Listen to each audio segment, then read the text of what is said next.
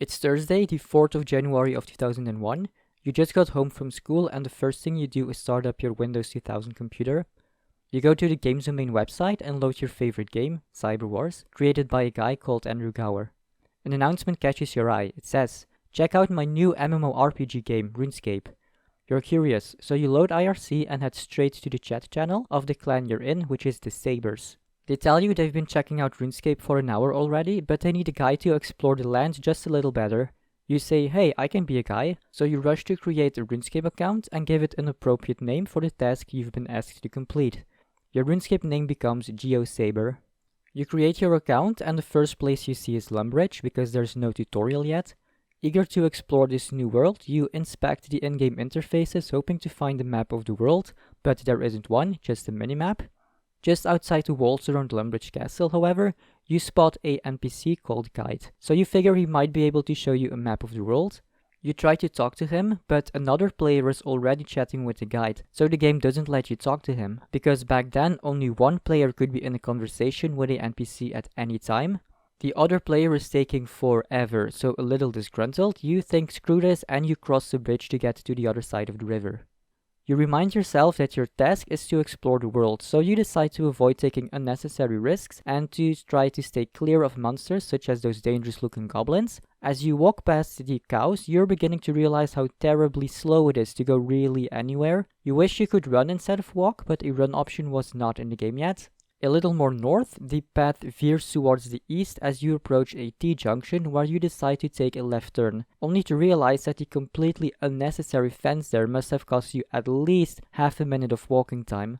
That's true, the creators of RuneScape had deliberately installed many inconveniently placed fences all over RuneScape just to make the game feel bigger by forcing the players to spend a longer time walking. Of course, you're unaware of the rationale behind all this, instead you shrug and think to yourself, such terrible game design. Suddenly, you find yourself in the middle of a rock. That's because the narrator took a break to spend some time outside, so he missed how you masterfully snuck past the dark wizards without being attacked. You've been telling your friend and clanmate King Sabre about this adventure through IRC, but it's such a long story that he tells you to message him in the game instead. You ask how. This game doesn't seem to have a contacts list to add people. Indeed, the friends list and the ignore list didn't exist yet. Instead, King Sabre explains on IRC that you need to use a special command. It goes like this. First, type the word tell, followed by the name, and then followed by whatever you want to say. For example, tell King Sabre, "You're the most awesome clan leader I have ever met." You think, alright then weirdo, and head further north. A minute later, you seem to have reached the edge of the world. Indeed, the wilderness did not exist yet, so the rock was the most northern location in the game. That's why you decide to go west, and you keep on walking until you see a player named Andrew standing on a bridge over a river. He asks you how you've been enjoying his game, which makes you think, "Oh, so that's Andrew Gower from Games Domain, cool." And then you tell him, "Well, actually I have a complaint." "Oh," says Andrew. "Well, you see, walking over here took me ages. Isn't there a quicker way to travel around?" Andrew says, "Currently there isn't, but, and this is a secret, I have been working on a new type of rune that will allow you to teleport to other locations." Of course, 20 years later, we all know that's the law rune, but that one didn't exist yet at the time, so the ability to teleport wasn't in the game yet either. Andrew goes on to advise you to go north to check out this place called Ghost Town, which is the original name of what we now call Edgeville. So you travel north and you indeed find an abandoned town. You attempt to talk to the ghost there, but he doesn't seem interested.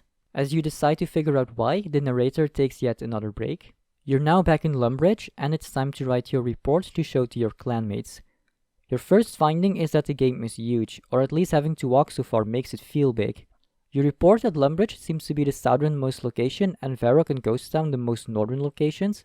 Also worth mentioning, you write, is that on your way back to Lumbridge, there was a gigantic Halloween-like mansion, but there was no way to get in and check it out. Further south, you encountered a huge bridge that led to a small island with wizards, but you make sure to clarify that they are friendly wizards, although you did find a caged demon upstairs.